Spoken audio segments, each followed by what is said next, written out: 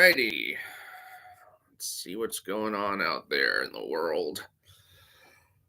Oh my gosh. I just got off the phone. Sorry, I'm a couple minutes late.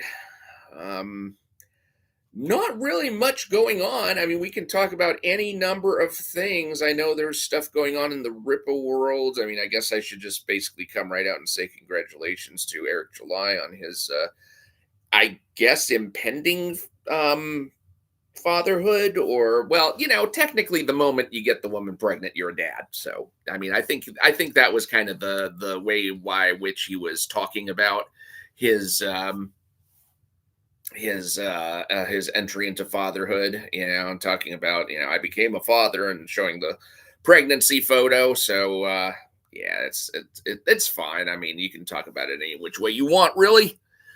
But golly, I guess BTM Reviews is on vacation or something. I've been expecting to do a live stream, and if I see BTM Reviews get on, then I'll go ahead and bury this live stream for something else. But beyond that, I it has been pretty dead. I mean, even Ethan Skyver hasn't been posting anything. I just feel, ugh. And of course, now that I'm kind of between, well, I'm not really between computers, although I did do all of the scanning that I plan on doing. Uh, I have a scanner hooked up to my current desktop, and that's what I got to switch out. My laptop's fine. My laptop's been working ever since I got it. I hope it continues to stay that way. Although I keep thinking I need to at least make a backup for this thing, and then put new drivers on it. And geez, I wonder if there needs to be any more promotion of this live stream. Probably didn't give it the best live stream title. I was just thinking more people would show up just out of hand. I'm looking at my latest batch of review videos and thinking, God, it feels like forever since I did one. Oh Lord. Yeah, it's been a slow night. It's been a slow night. It's been everything's oh, real nerdy review. Yo, how's it going? Topics or anything, open it up for anything. Either if you want to talk about politics, if you want to talk about daily life, we want to talk about Ripaverse, we want to talk about other comic book companies. Hibbity Daniel says hibbity chibbity crappy businessman. Yes. True. But gotta congratulate the guy on his impending fatherhood. I have a feeling he's like well, I don't know. Has the baby been delivered yet? Because I think one of the things he said on his live stream was that, you're gonna wind up occasionally hearing crying from the back room. So that's why he was making the announcement, so that it wouldn't come as a shock to everyone. And that's perfectly good reason as any. A Merrill Fat 40 ounces says, "Woo!" Was that supposed to be yo? Oh my goodness. Yeah, I saw that announcement, and I of course, I made my own standard bit of joking about this is kind of the signal to um double V's for woo. I was kind of joking that it was probably a signal that he'll be leaving the company. Not that he'll be leaving the company soon, but that Rippaverse is probably going to fold pretty soon. Although I have to say, it's not like the rest of the posting he's been doing has been gloom or doom like that. It's just that I keep thinking, and maybe I'm wrong. One of the things that I was really curious about was that, is it a smart thing for him to be coming out with these definitive volumes like right after the comic book series finishes up? Because I know that's what, like, DC Comics and stuff, Marvel Comics, they do the same thing. They don't like wait for the next thing. I was thinking that what he should do is wait until ISOM number 4 is about to come out, and then drop ISOM 1 through 3 in the definitive volume, and then wait until Yaira number 4 is about to come out, and then drop Yaira 1 through 3 in a definitive volume. That's what I was thinking that he should do, because then you'd have more excitement generated around the drop. It's like not only can you get Yaira 4, you can get caught up with our brand new remastered definitive version, because they didn't remaster Yaira 3 for shit. In terms of, oh good, I'm 5 minutes into my live stream, so the fact that I swore shouldn't matter. um but as far as like Yaira 2 and Yaira 3, I don't know if they did any remastering on those books, and they really should. I mean, they should be able to. Well, then again, who the hell are they going to hire at this point? They don't have the money to hire more people. Kyle Kluken says, no, it's one of the dumbest things imaginable. What, the definitive thing, releasing it at this point? Yeah, I think so. Real Nerdy Review says, I can't believe you're leaving the Rippaverse behind. What will they do without you? Now, but I'm not leaving it completely behind. Like I said, this is the initiation of the Rippa divorce. This is not like going cold turkey. So, it's still going to wind up being a friends with benefits thing, I guess you could say, for at least a little while now. But yeah, Bloodruth, I can't stomach it anymore. And Horseman, no, I can't deal with those two titles anymore. Some of the other ones, I am, if they come back with a Zalen sequel, and of course, Great War of Separation has another couple of books to go, and of course, there's Norfolka. I've still bought plenty of stuff from them, and I'm just waiting to break ties, like kind of one by one, as the books just progressively suck worse, because I don't think they're going to be getting any better at this point. Kyle Kluken says that's exactly what you should do if you want new buyers. One volume to catch up instead of three. Exactly. Now, I don't know. I haven't been like pocket watching the pricing on the Rippaverse catch up bundles, because every time they release a new comic, they do a catch up thing where you can get, one copy of the current book, and then you can get the mass market copies of the previous books. And so I just wondered, has anybody done the math to see whether or not that's actually a more affordable option? Are they actually clearing out some of their backstock doing things like that? I don't know. But yeah, I would think that, after a few issues, you would just collect them all and then release it at the time of the next issue. I couldn't believe it when I saw that Ripazine collection thing. I was just stunned by that, because I'm like, what? I just paid $8, and another $8 for the $16 I just paid for the Ripazine 4 and 5 that I haven't even read yet. And now you're telling me that not only could I have gotten 4 and 5 plus the stories from the previous 3 issues, but I could have gotten that for just $2 more, plus this 4-page. I don't know if it's a full short story or it's just a preview, where it cuts off after 4 pages, like the Salvage and Sersha ones do, from Ripazine 1 and 2, respectively. It's really irritating that happened. Although I do have to say, I didn't really care for the soft cover version of the or the soft cover version of the cover, the cover art. Let me take a look at that, and I'm kind of curious to see how much they've actually collected so far. Ripazine Collection Volume 1.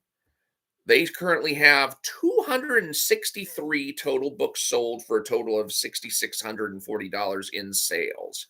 And when I look at the covers of those two, the soft cover version has like all 5 characters, and like at the Floor Spark Bakery or something, and then the hardcover version is the one that's got Tobias Thorne on the cover.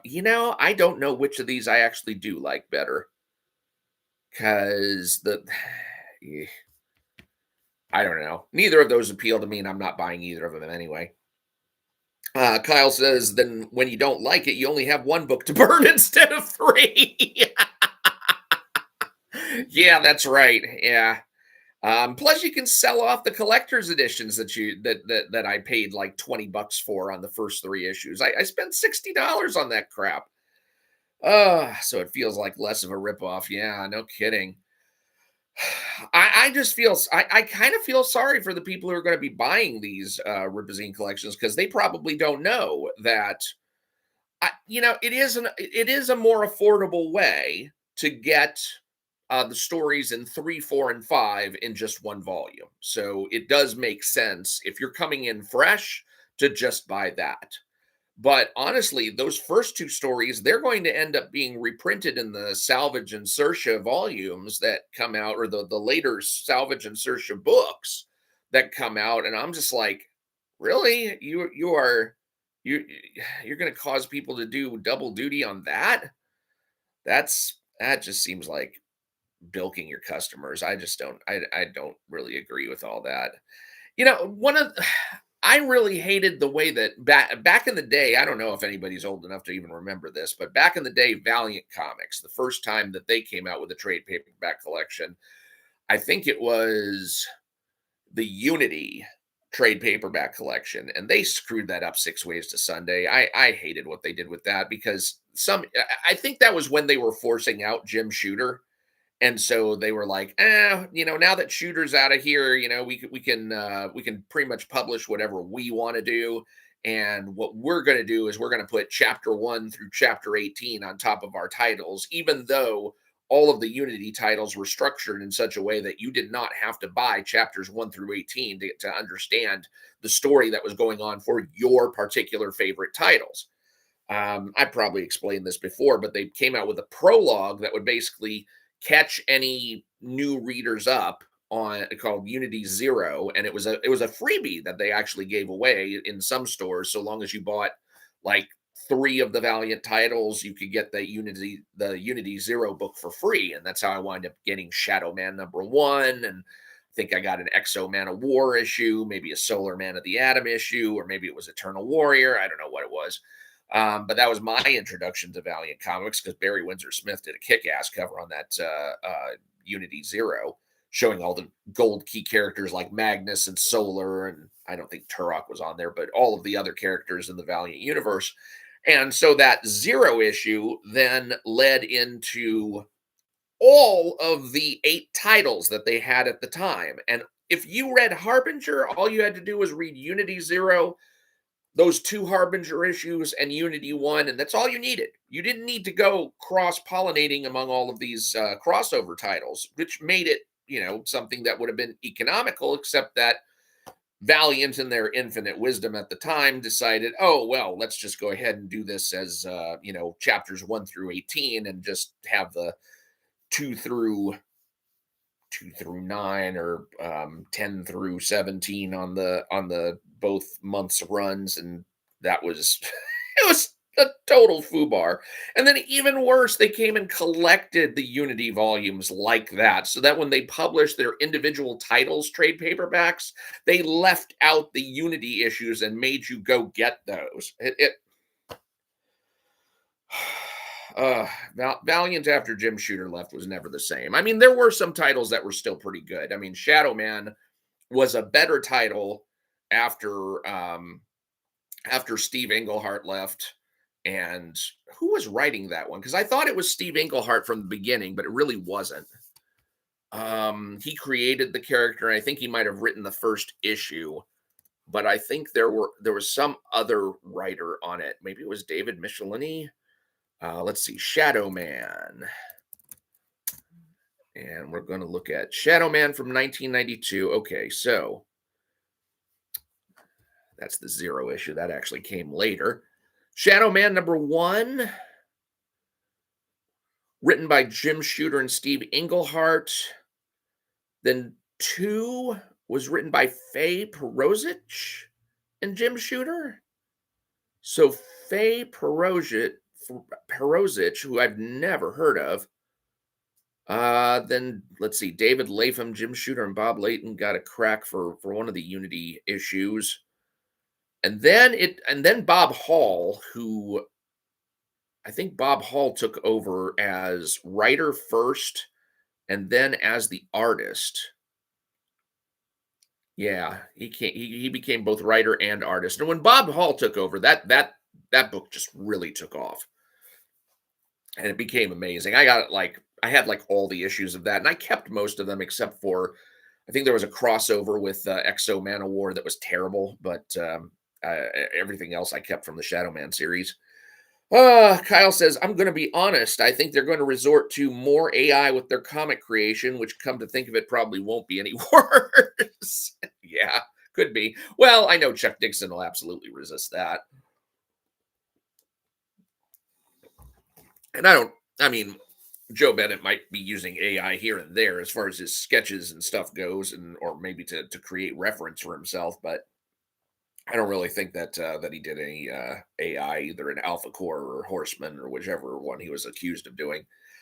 Uh, yeah, that's God. Did you see that that thing that John Delarose put out about using AI as a writer and just basically creating himself some AI pen names and just starting to crank out? He's like, "Oh, I got these ideas and I just want to, throw them out there." It's like, okay, well, if you I guess that's one way of doing it, but don't you really want to be the one who came up with that kind of stuff? I mean, I would hate to think that AI was either as good as or better a writer than I was. I mean, that doesn't seem good for the pride. Fan art exhibit says Eric will almost certainly use AI art at some point. And Kyle says, "Yep, they aren't copyrightable without a lot of work, though." Yeah, I'm not really that. I guess for some reason I'm not that concerned. I guess maybe because I'm not a writer. Well, not like a professional writer at this point. Um, I went and I do enter all these like little contests that occur throughout the year. There's going to be a couple that come due, or a couple of writing contests that come due around Halloween because they want scary stories and that kind of thing. But uh, the last round that I did, I think I got an honorable mention in one category, so I didn't progress on to the final round. And then there was another one that I didn't even get the honorable mention in. So there's one of these days I'll probably collect all these stories together and sell it as a single volume. But I want to get at least 100 of these stories together, because otherwise it feels like there's not enough material to make a book out of, uh, especially since these are anywhere from 100-word stories to 2,500-word stories. It just depends on the category. So I was thinking that once I had about 100 of those together, then I could sell those on Amazon Prime for a 2.99 book and see how that goes. Kyle says that's enough for Rippasend. No, I will not be doing that. uh, let's see. Fan art exhibit. It says AI is for those without standards. Yeah, I guess so.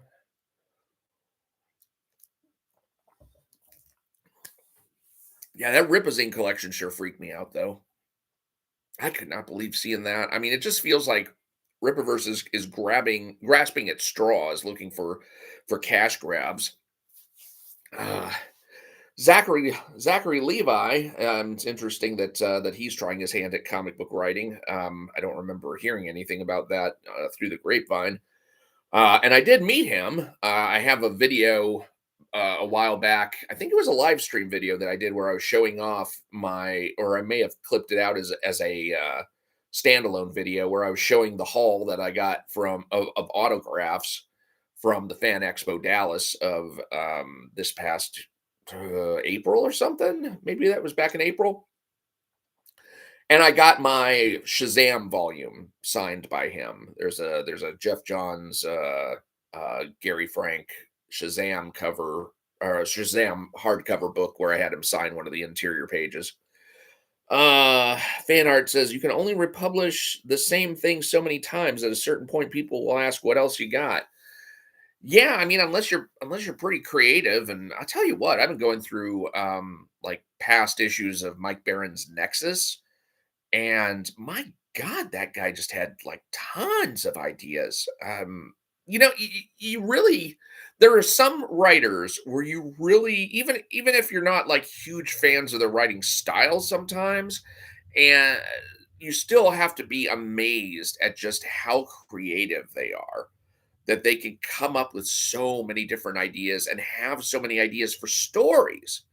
I mean, my goodness, I think today's comic book writers often get off too easy because they're not held to a done in one format. They're writing for a trade, and so they can take one story and stretch it out over 5 or 6 issues, and they don't have to think of anything else. They can just all they have to do is just kind of fill in the pages on those 5 issues, and there you have it. There you have a trade paperback. Now that's not to say that they can't, weave in creativity in between the lines, but I mean, Tom King's pretty good at doing that with some of his stories. Although I was really surprised that as much as I liked his story in Batman, The War of Jokes and Riddles, I think that's just absolute classic Batman volume. But nothing else that he did really resonated with me when it came to his Batman run. I was really surprised by that. Uh, Kyle Clucken says, producing more stuff for Eric's enablers to purchase so they can continue to look like they have actual customers. Mike is actually a brilliant writer, but you're never going to hit a home run every time. Well, thanks. I don't even know if I've written anything that's actually made it out there. Oh, I think I read one of my stories one time on BTM reviews, but that was about it. Oh my gosh. Let's see if anybody started up a more interesting live stream than me. Nope, not yet. Hope it happens. God. Uh, yeah, I've got a new computer I got to set up this weekend. Um, Bought it from HP, and like my laptops from HP, and I got it on sale. But it's I guess it's a fairly sturdy model. I'm just get paranoid about changing computers over. It's probably all going to work out just fine, but if it doesn't, then I'll wind up upgrading some other hardware so I can make sure I've got everything. The most important things are, my scanner, I've got a LaserJet brother printer that does that. That's where I scan the comics in, and also I do all my printing from that. So that's hooked up to the desktop. I don't think it's Wi-Fi enabled, so it's actually got a direct USB connection into my computer. Although I think at some point I could just buy myself a wireless printer and get some mileage out of that. But I print stuff so rarely it doesn't even pay. I mainly wanted the desktop printer because I wanted to get a DVD-ROM in there, which they don't really put in laptops as much these days, unless they're like the heavy-duty laptops like the Alienwares. And I didn't get myself one of those this time. In fact, I think I kind of made a mistake in getting this laptop, which was ungodly cheap. I want to say it was only like a $700 laptop. But for $700, it does not come with any kind of DVD read write. It does not come with a graphics card, which means it's consuming some of the memory in my actual laptop to do graphics, which is not good. One of these days I'll get myself something better. It's just that I really want to be in more of a position where I'm really focused and concentrating more on the comic book type stuff than on just doing it for a hobby as such. Let's see. Kyle Clucken says Baller's Sideshow is tonight. Yeah, that's never been one of my favorite shows. I don't know. I don't know why that is. I mean, I like Shane Davis for the most part, but Mandy and Dale, and I have yet to read any of Mandy's stuff to get invested in her comics. So that I think is probably the problem. Although on Shane's side, I have done I have read Inglorious Rex, and I did review that, and it was a lot of fun remastering the Inglorious Rex #1 review, because now that I know more about how to take a video and put it in CapCut and cut out all the like the uhs and ums and breathing noises and spaces and make it sound more professional, and then also introduce more graphics so that it doesn't look it's not as visually boring as my original Inglorious Rex #1 review was. That was a lot of fun putting that together, because I really wanted people to see that video, and a lot of people have seen that video. I think I've got over 628 views at this point on the Inglorious Rex #1 Rocky This Ain't remastered version. And that was a lot of fun to put together. The only thing that I hit a snag on, and I don't know if this has ever just frustrated y'all if you've ever done any video editing, is when I tried to put cricket sounds at one particular point, and I do have them in there. But I had to trade out the one that would have required me to buy CapCut Pro. So it let me, because I didn't see the little gem icon on it that said it was a CapCut Pro feature that I'd have to pay for. And I plugged it in, and it was a perfect cricket sound at the point that I wanted it. And I had to find a different cricket sound that was free and like play around with the audio portion of it to speed it up so that it sounded more like the other one. And it doesn't sound quite as good, but it does, it serves its purpose. But yeah, I the video editing stuff I can really enjoy playing with at that. I think part of my problem is that sometimes I don't have as much creativity as some people do to visualize what these videos could look like. I know in the one, probably the one that I spent the most time trying to get right was my Ethan, or the video review I did of Dark Harvest, Ethan Van Sciver's Dark Harvest. I think it was the first video, and that one, there's one scene in there where I put a really deep dark blue tint over the video, and it doesn't look good at all. but I was trying to think of something that would be, a little bit edgier. I think I should have looked harder for a different effect, but I had a lot of fun with that one because I was able to, use keyframes to like move the screen around and close in on things, and then it was good fun. But what I also learned was that it's very difficult to do that kind of stuff, because the way that I put that one together was I went on YouTube and did a live stream, private live stream of myself doing all of what I needed to do for the live portion that featured me. And that I had to wait like an entire day for YouTube to process the live stream to the point that I could download it. And then only then was I able to start adding in all of the screens and effects and all of those things. And that just took so long that I decided I don't want to screw with this. At some point, what I will likely do is I will free up enough room um, on my cloud storage, so that my computer can just store stuff there, because for some reason this freaking laptop always wants to save stuff out to the cloud, and I hate that, but I don't know how to change it. Oh, let's see. Kyle Clucken says, "Oh wait, fan art exhibit says just back up everything twice and you should be fine." I actually do have two backups of all of my desktop files. The only thing that I don't have backed up are my emails that I've downloaded to an email aggregator, and so I'm going to go check through those. That's really the last thing I have to do before I just try and switch out the computer and hope everything works. Kyle Clicken says, "I buy everything either in parts or used and rebuild, upgrade it. I'm nowhere near technical. I just buy stuff on sale."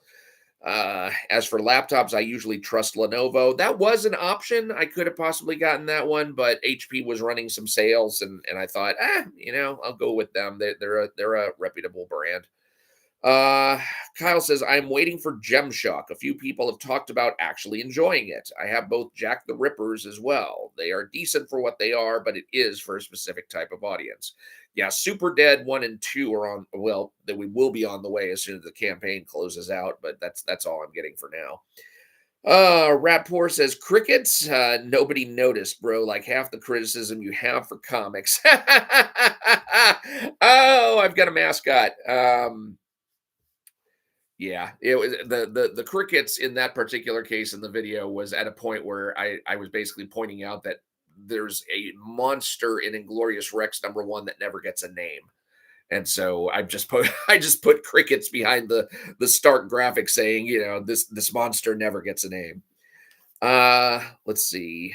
Kyle says, "I have Super Dead #1. It's one in a long list of comics to read." Yeah, I bought a whole bunch of comics, and I would like to review them at some point, but this whole thing about buying and switching out computers has really been taking up most of my time. Ugh.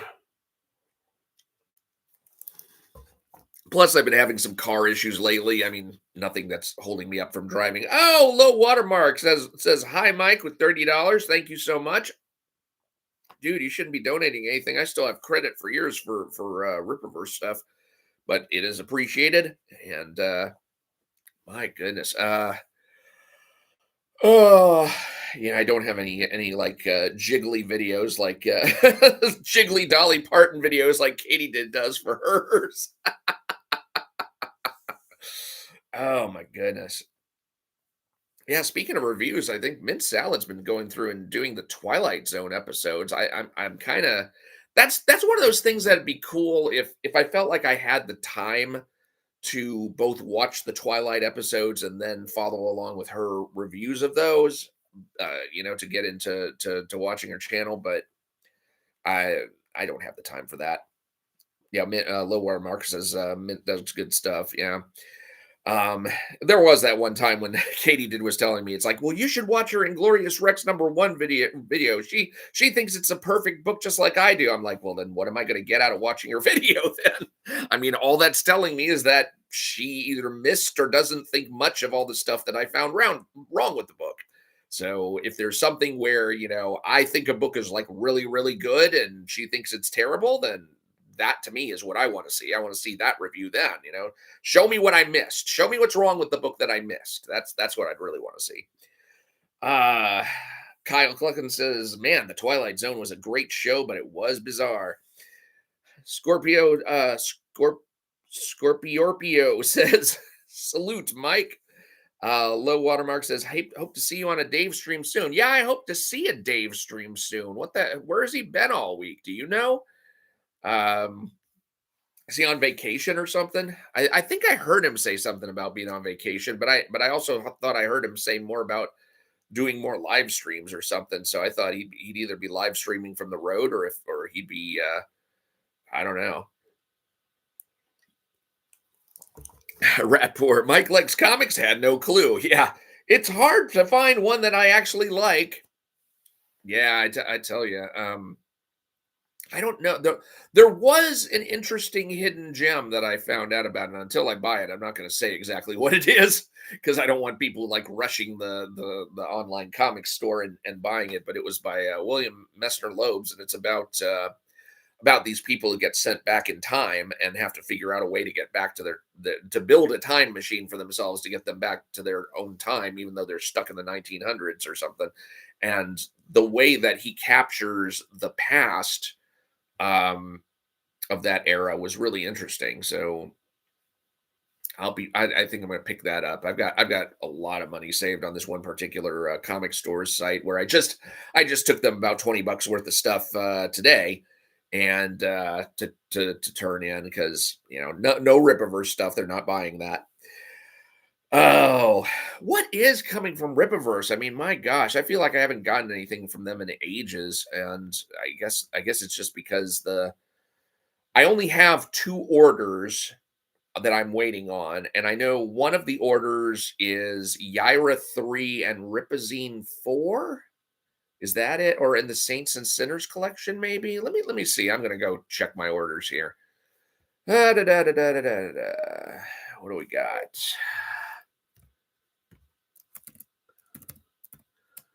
Concentrate on typing in the password and also not saying it out loud as I type.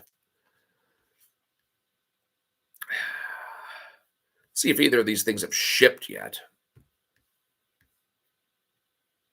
Ooh, I will have one coming. Look at this. Completed tracking information. Ooh, let's see. FedEx. Oh, I shouldn't be acting excited considering how I really don't care for these books, but still, just to know something's actually on its way. Okay, so what am I getting with this volume? Yaira #3, Saints and Sinners #1. Okay, so the Saints and Sinners collection. Ripazine #4, and then I get my second copy of the Rippaverse Trinity Volume 1. Yeah, this is the order that I used the 60% off coupon on. Uh Let's see. Kyle Clicken says, I need to go back and read Hardware issues 1 through 25. I still feel like it's a criminally underrated series. Are you talking about Milestone? Milestone's Hardware number one, or Hardware 1 through 25? He actually had 50 or so issues, didn't he? I thought, let me go check real quick on one of the other websites. Come on. Let's go to the record items. Hardware.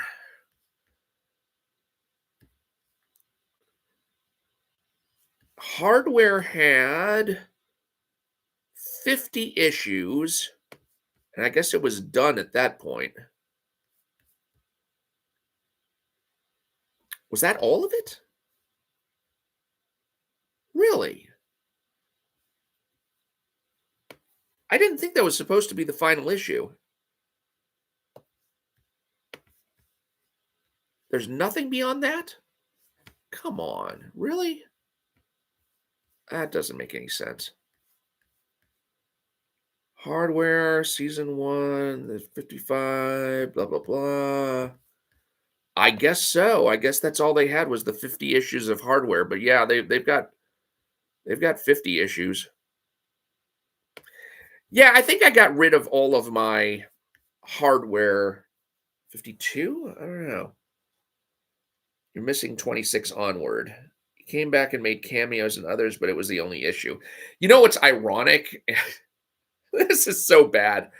Of course, Milestone, for those of you who don't remember, was started as a sub company of DC Comics, and it was largely by Black creators, and it featured Black characters. So you had Hardware, who was Curtis Metcalf, was a Black scientist who worked for Edwin Alva, and Alva was this white corporate profiteer, and he basically made it impossible uh for Curtis to break out on his own, and he owned all the patents to everything Curtis had ever invented. And so Curtis decided to start stealing parts and science and stuff from around the lab and create kind of an Iron Man type suit of armor for himself, and called himself Hardware. You also had Icon, who was kind of a Superman analogy, and he was an alien who had crash landed on Earth during the period of slavery. And so the first human woman whom he printed upon was a Black woman who was a slave in the South.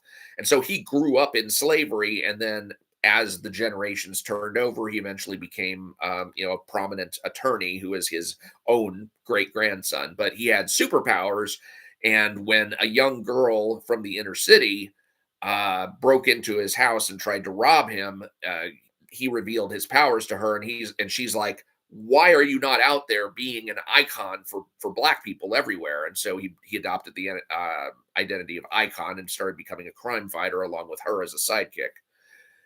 Then there was Blood Syndicate. This was a bunch of gangbangers who got dosed with this like nerve gas kind of agent, and at a rumble, I guess you could say, and they all came away with powers.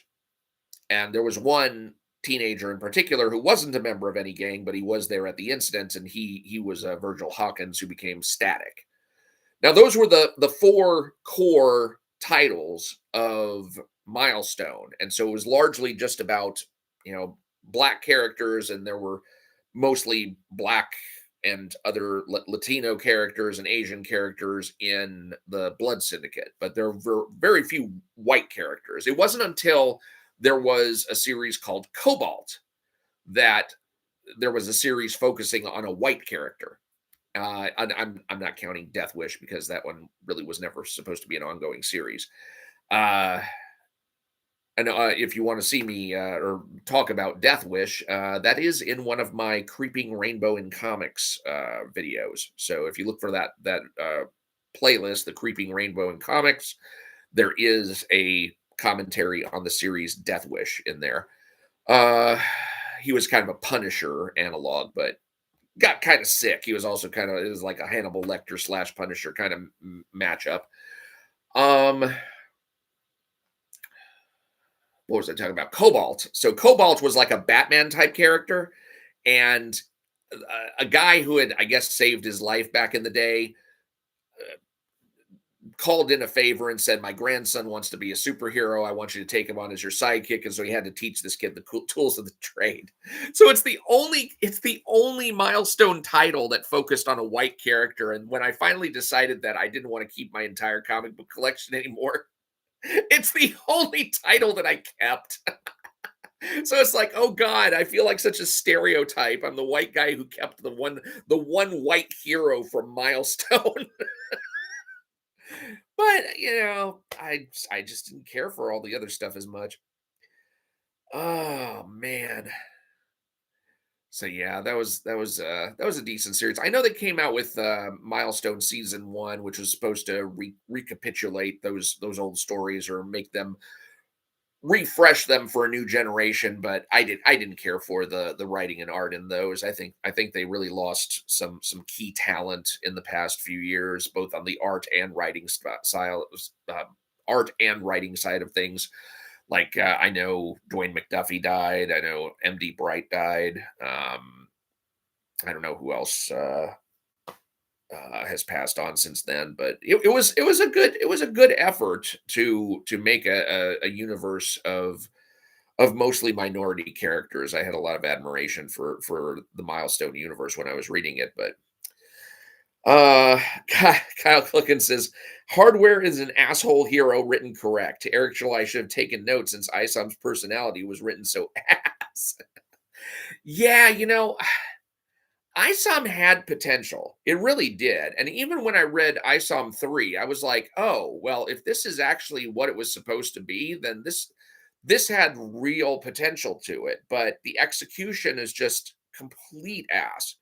Um and he has no editors capable of standing up to him and saying, "No, we shouldn't publish this. This needs more work." Uh that's why I don't have any confidence in that company. Is just the editorial staff. They're able to pump out a whole bunch of books, but they can't make them good. Um, I would like to see at least one book that actually rose in quality from its beginning, but I don't think I've seen any one of those except for the Great War of Separation. And I I did a video called "Who Wrote This" on that because my thesis was that when Chuck Dixon ran out of Eric July's material and was just started able to start writing his own stuff for the book, then the book got better. So, I mean, Eric July is just kind of like an albatross around that company's neck so long as he's going to be writing these things. Let's see. Yep, Eric just bungled. Cal says Eric just bungled it because he had no idea how to do anything. And the thing is you've got all these people around you. You would think they'd have some sort of input to give on that. To Heal Him 29, well, the editorial are still basically rookies, which is just a damn shame. Let's see. Shalom and good to see you all, including the host Mike Partika. Good to see you, Talem. Fan art exhibit says ISOM could have worked, but it would have required Eric to actually think about the ramifications of a character having Jesus given powers.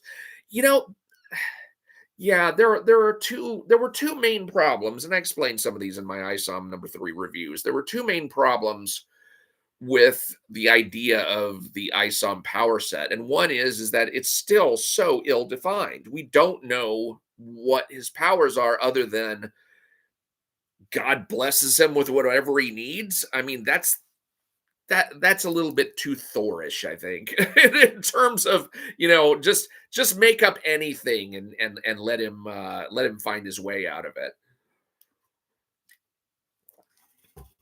And the other problem is the idea, just the very idea that Isom and his mother, and apparently none of the Peakers that ever came before him, Peakers being the category of superhuman that he is, never lost their powers before, which means they were all really super good Christians the whole time until Avery Solman. So in other words, we're getting stories about the absolute worst in his line. It's just so sad. Let's see. TLM29 says, I definitely agree. Their editorial needs work. I recently finished my reviews for ISOM 1 and 2. And Kyle says editorial is just there to let Eric do the editing and take the blame when he misses everything. Oh God, did you see that short that I put out about they missed Braxwell talking in Alpha Core #1 twice? Not that he talked twice, but there are two versions of Alpha Core #1 out there. One version was the original comic, and one is the Rippaverse Trinity Volume 1 version. And they re-lettered the comic, so they could have easily left out that dialogue balloon, but nobody realized it was in there. And so we have actual proof of Braxwell talking in that book. Oh my God. Fan art exhibit says divine gamma rays. Let's see. Tehillim29 says both are scheduled to show up on my channel soon. So ISOM #1 and 2 reviews are coming from Tehillim29. Kyle Clucken says that I saw it's the same sad tale of incompetence. And Tehillim says I will review ISOM 3 when the omnibus turns out. Oh Lord, did you get the whole like 3-year omnibus, or are you talking about the definitive? Um, my gosh. I I can't imagine even getting that omnibus book for somebody as a gift. I mean, what kind of sadist would you have to be? Fan art exhibit says, I bet money Eric's notes on Braxwell said strong but silent, and that Eric meant to literally that is probably exactly what happened, because Chuck Dixon himself said, and I thought he was a Gary Cooper type where, he can talk, he just chooses not to. Wow, to Helium 29, you bought the 3-year omnibus? Wow. Now, is that because you don't have like a large collection of all of the, original first print Ripperverse stuff? How many issues did you actually buy outside of that omnibus? I'm curious to know that. Because man, when I saw that, I was just like, "Huh," I mean, I hear if anybody wants to get in on the Rippaverse, I guess this is the way to do it. But dear God, you're going to see like really up close and in personal that it is not a good universe. Whoo, boy, golly. Can you imagine? Can you imagine somebody getting that like as a gift? Like, boy, thanks for all the comics, and then be like, what is this shit? Oh man. Kyle Clucken says people don't realize writing a character like Snake Eyes is quite difficult because the art and action has to speak much louder because they don't talk. Otherwise, they are pointless with no story. Yeah. Oh, my man, I wonder how much of that Chuck Dixon actually had to rework, and he had to rework that other scene in Alpha Core #2 also, where Braxwell, was he thought Braxwell had bullet resistance like Solari does, and apparently not. So he had he had to be like redrawn in armor of some sort. Oh God, that had to suck. Oh wow. Or either that. Well, I don't know. Yeah, no, it actually had gone to the drawing stage at that point, because I think they said they had to go back to Joe Bennett and say, "Oh yeah, these pages they needed to be redrawn so that he's got some sort of armor on." And that's probably one of the one times that they've ever gone back to Joe Bennett and said, "Yeah, we need a redraw on this. This isn't something we can handle ourselves." That, oh my gosh, I hope I hope they didn't have to pay too much for that, because I can only imagine their profits are like razor thin if they exist at all at this point. Their revenue must be just completely tight. Uh Telum29 says the only things I bought Rippaverse of Rip or Ripasend was ISOM 1, the Achromatic Chronicles, Golden Patriot Tales, plus the Nerdrotic one when it turns out. Okay, so ISOM 1. Oh yeah, yeah. Well, that worked out for you then. So if all you ever purchased was ISOM #1, then yeah, this 3-year omnibus, I mean, yeah, that's going to get you everything. God help you though. You might want to wear a radiation badge just so you don't wind up, exposing yourself to all the bad comics all at once. Fan art exhibit says it says something that Dixon wasn't given the right information. Eric has been strangely vague on everything from day one. Yeah, I mean, who knows what Eric has determined himself. Kyle says, back when I played Dungeons and Dragons, I role played a monk who took a vow of silence. One of the most difficult characters I've done because it's hard to fight the urge to do something you do normally. Oh, and Tehillim29 says, I bought a secondhand issue of ISOM #2. So, But yeah, I mean that I can see where that 3-year omnibus definitely had value for you. I just couldn't justify it. If they had basically said, we've remastered everything, everything's got all new dialogue, this is the definitive version or whatnot, then I might have, but I just couldn't justify it as it was. What I will be curious to see is whether, and I wonder if there's going to be more volumes of Rippaverse Trinity. God, I hope not. What I will be curious to see is whether they make the correction that I did not realize needed to happen in ISOM 2, where Yaira appears in her armor on the screen that Brian Solari is looking at in ISOM number 2, and she has not gotten that armor yet. So she should have been in her sweats still. Um, yeah, that was a continuity error I completely missed. And I guess it's because of the order in which I read everything. I didn't connect the dots and think, oh, the fact that she got her costume now means she couldn't have had it back then. Oh, let's see. Kyle says to Elam 29, you bought a secondhand copy of ISOM number 2. You made someone very happy when you took that off their hands. I don't like how Rippaverse's ISOM omnibus, the definitive ISOM, right, is being done. Same with the Yaira. Yeah, I mean, when they've just come out with this large 3-year omnibus, what the fact that they're coming out with these smaller package things, I don't know. I mean, that whole 3 years omnibus thing just seems like a desperate cash grab to me. I don't know what to think of it. Fan art exhibit says you would want to add things like concept art and rough layouts for a collection like that in order to give it value. Just repackaging the stories is not good enough. Possibly. I mean, I've never really cared that much about concept art or layouts or things like that. That was kind of like when Ethan Van Sciver was going to sell Dark Harvest as 4 pages of or 10 pages of original material, with 6 of those being a preview from Cyberfrog 3. And then he was just going to reprint the line art for the next 10 pages. And I'm just like, this is bullshit. I don't need this.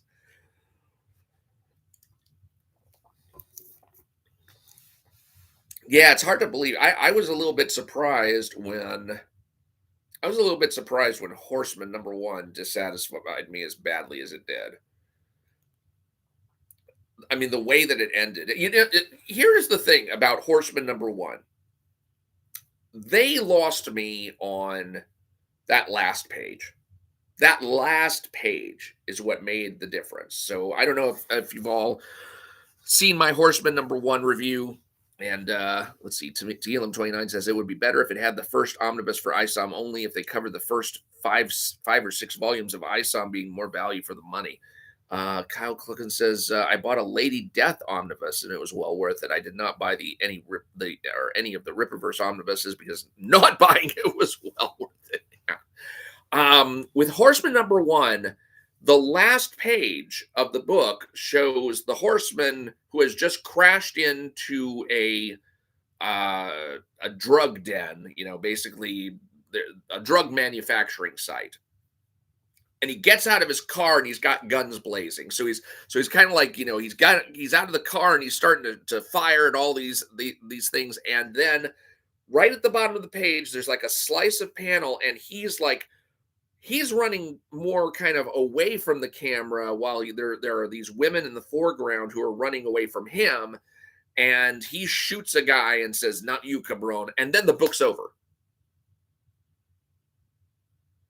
And that's it. I mean, it's just done at that point. And it's like to be continued in Horseman number 2. And I'm just like, what the living fuck is this? Because I know if Chuck Dixon knew they were going to be cutting the book at that point, he would never have written that for the last panel. That was insane. Oh, Kyle Clicken says the one thing I've learned from Rippaverse is feet make noise when you're running. Yeah, that's a reference to ISOM 3's opening pages. Fan art exhibit says Horseman should have a sidekick name called Stable Boy. Now, here's the thing. If they had gone back to Joe Bennett and said, "Hey, we've decided we're going to go ahead and clip the issue here. So can you please take that last panel just before the sliver panel where the women are running in the foreground and the horsemen's running in the background, et cetera, et cetera. Can you just remove that and make it a spread of the horseman just getting out of his car and firing, and then we're going to say to be continued in horseman number two. If they had done that, I would not have been happy with the issue, but I would not have been so unhappy with the issue that I would have said, fuck this book, because that was the point where I was just like, fuck it. They don't know what they're doing. And I'm tired of waiting for them to learn what they're doing. So that was the thing. And the fact that the editors didn't even try at that point.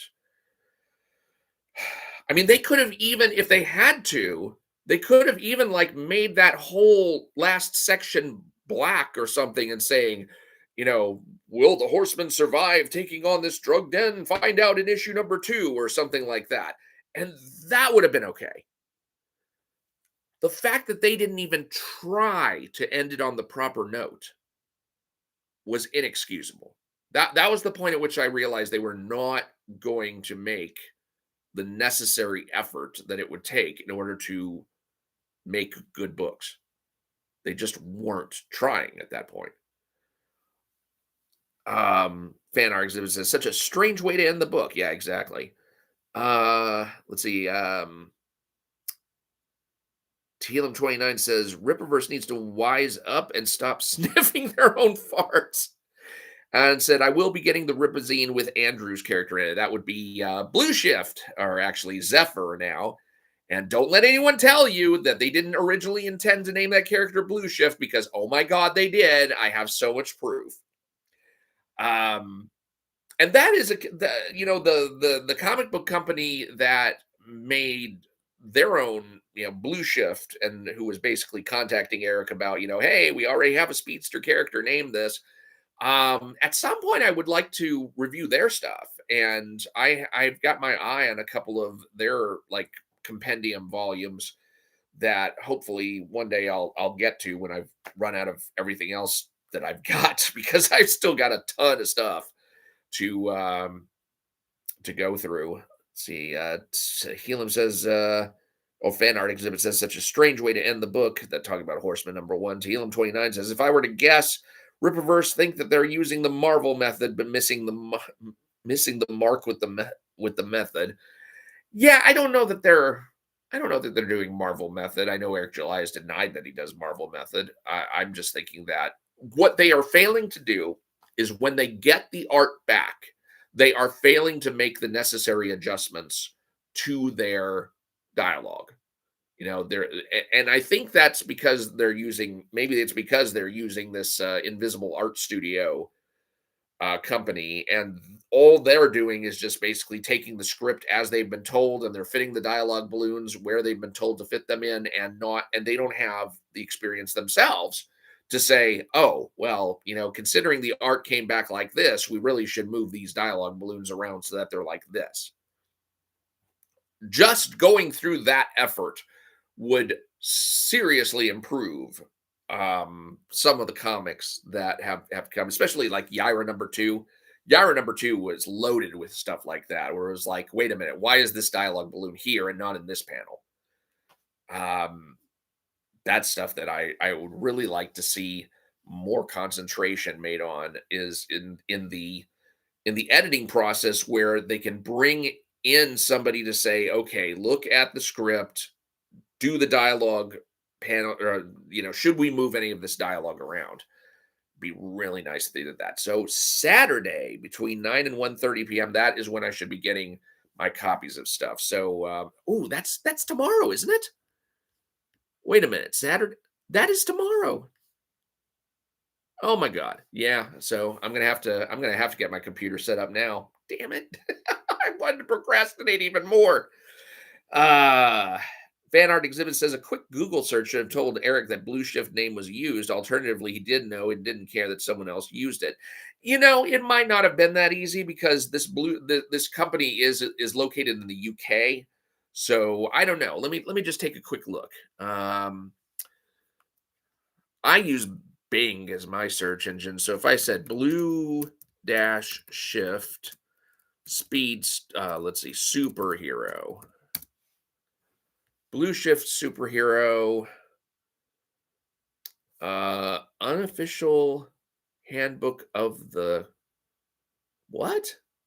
Okay, so there is a character called Blue Shift who's part of the Virtue Verse. What is this? Is this City of Heroes stuff? What even is this? The Virtue Verse. Virtueverse is a repository of player-written content, stories, character bios, and more created in 2007 by Katakawa Paragon. Oh, okay, yeah, it is. It is something that has to do with City of Heroes. I miss that game. I actually don't miss that game. I should miss that game. Oh, here we go. SOV Comics. That's Shadows of. Let's see. What are you? Oh, come on. Really? Shades of Vengeance is the name of the company. Yeah, I would have been like the third or fourth entry, and he would have been able to see that there was a speedster there. Yeah, that is pretty ridiculous. TLM29 will even EVS Rainbow Brute was a plagiarized character too, which he changed to Rainbow the Brute. Right. It was originally like Rainbow RAINBOW Brute, and that was considered to be too close. And he knew that. I mean, it's a parody off of Rainbow Bright.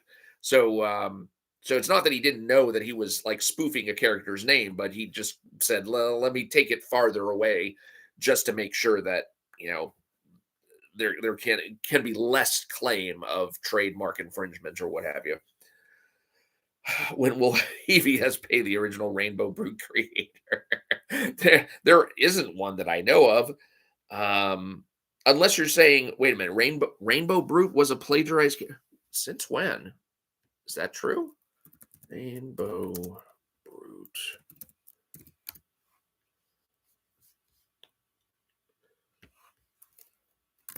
Let me see. Rainbow the Brute. Rainbow Brute. Because let's see.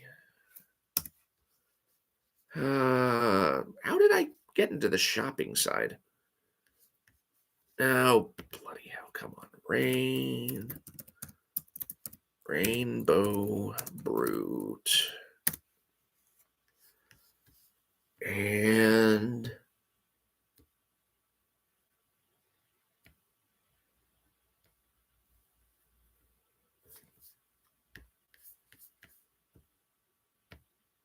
yeah, I don't know.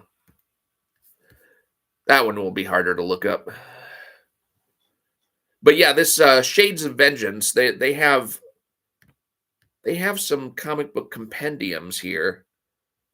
Empowered Outsiders, Offcuts Anthology 2025, Empowered Volume 2, Cascade, there's one, Empowered Volume, what?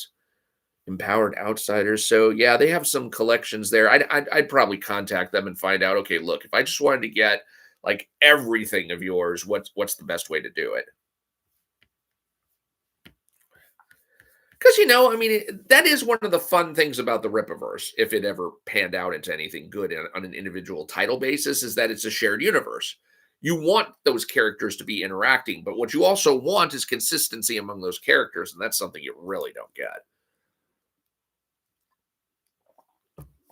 I mean, I had to laugh when I posted a question to Carol Brown on an interview and talking about these characters like are really different between like Alpha Core and Yaira, and it's like, well, there might be some slight differences. Like, it's not slight; they're like different characters.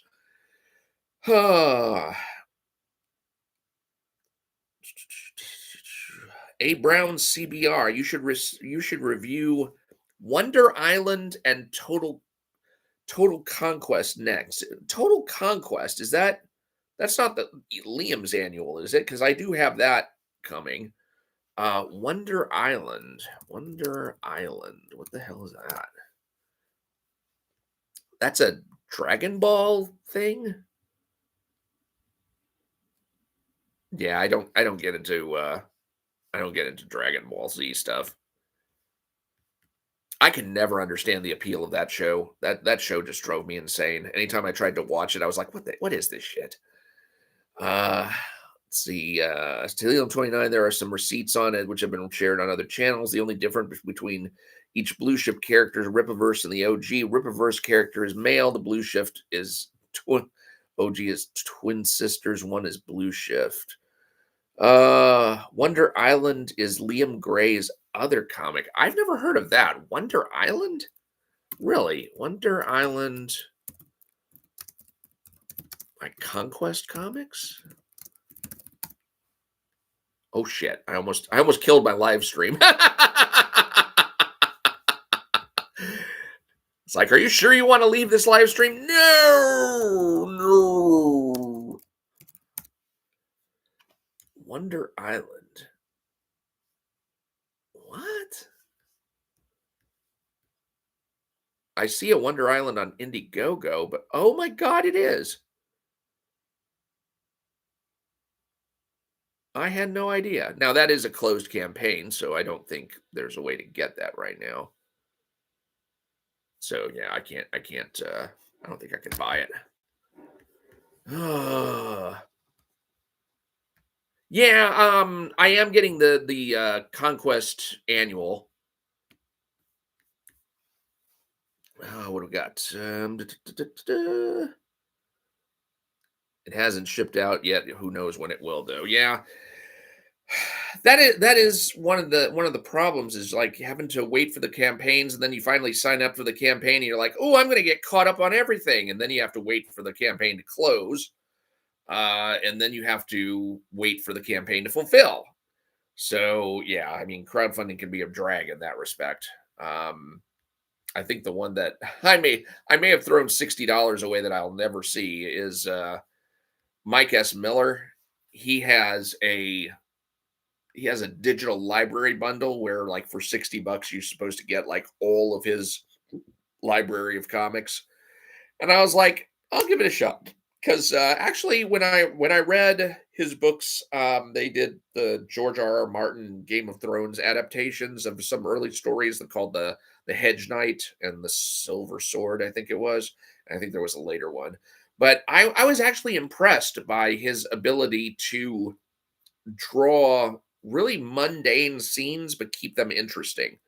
It's hard to draw an interesting scene of people like just sitting and eating and talking, and yet you know who each of these characters is individually, and you don't make a mistake among them because they all look different and they're all moving in ways that are consistent for dramatic, not dramatic action, because you're talking about a conversation going on around a campfire or going on around a lunch table of some sort, and yet he can hold your attention while he's doing that, and that's pretty amazing as far as I'm concerned. I like the fact that okay, you could have these characters doing something totally boring and still hold my attention all the way through because of the artwork, and that takes some real talent. I think where I saw him having some issues is like when he got to the action scenes, and it was like the action scenes strangely didn't seem to gel as well as the more static scenes. Oh, let's see. TLM29 says, I do enjoy your input on Rippaverse and Comicsgate content. Thank you very much. When will you do more on JDA's content, John Delarose's content? I do have the Emerald Array, which is his third book in the Terran Imperium series. It's actually the fifth book if you count his prose novels, which I skimmed.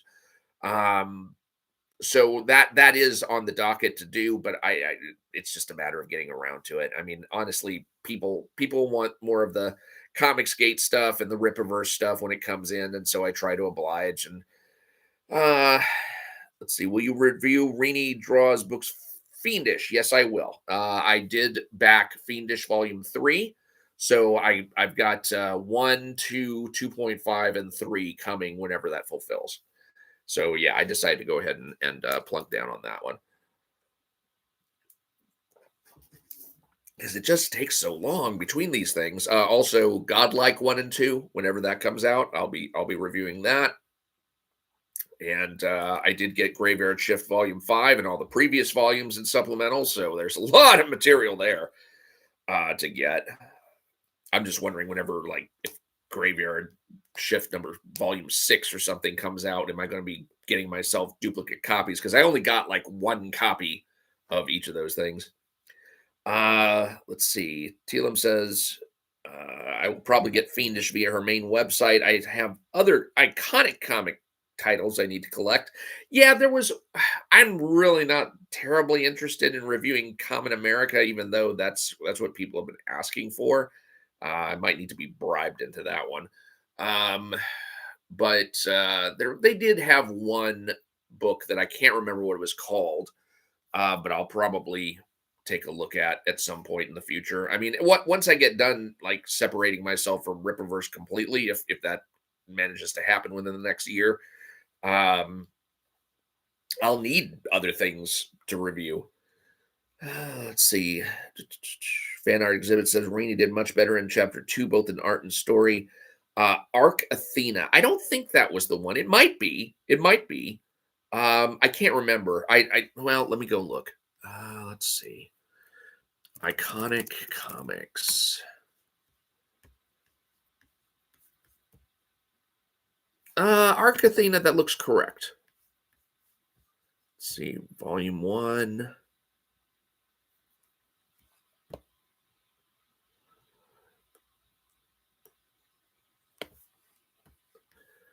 Let's see, there's an Arc Athena.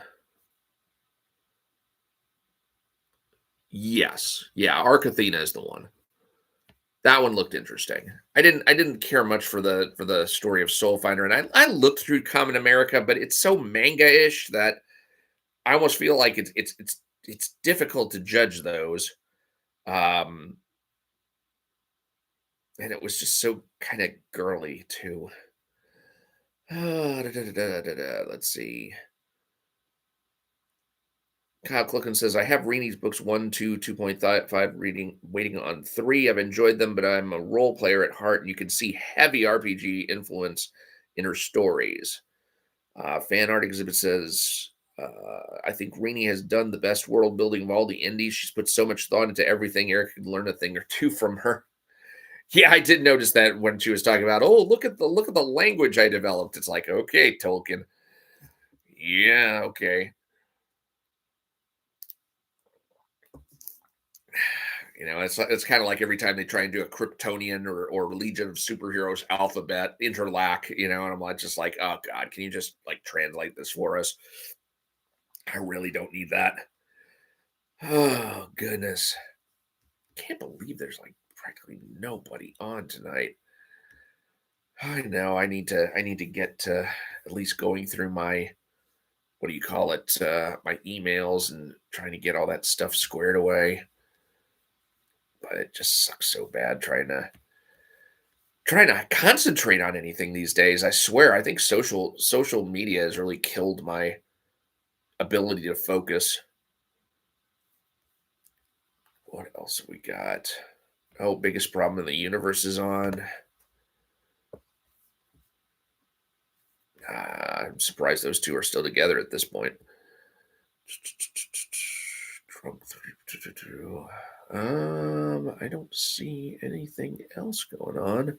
I guess Ballers hasn't started up yet. What is that one? Epic Mike. I've heard of that one, but I don't know too much about it. Yeah, it's pretty bad when the guy live streaming is actually looking for more exciting live streams. 10:30 for Ballers. Okay. Well, yeah, I don't have too much more to say. I plan. Let's see. TLM29 says I plan on getting the Arc Athena graphic novel book set plus the other titles in Iconic Comics. Yeah, I don't have too much else to say. I mean, I could talk about the Charlie Kirk assassination for a while, but don't really feel like I have anything to add to it other than, I saw the scene that everybody was posting on Twitter, and I just remember thinking to myself after I saw the shot, I was just like, yeah, he's dead. Oh my gosh. Um, Other politics stuff, can't even think of much.